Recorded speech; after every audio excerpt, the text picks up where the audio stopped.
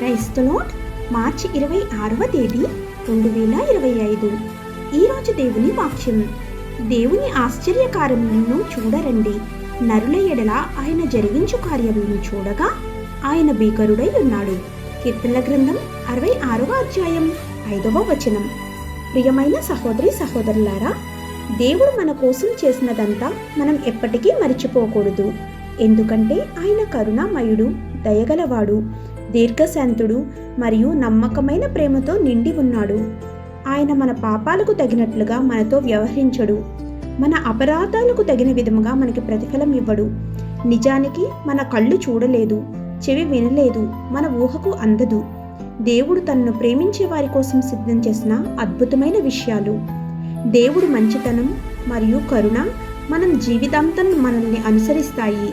ఆయన శాశ్వతమైన స్తుతులను పాడటానికి మరియు ఆయన పరిశుద్ధ నామానికి తగిన కృతజ్ఞత మరియు గౌరవాన్ని అందించడానికి మనం వెనుకాడకూడదు.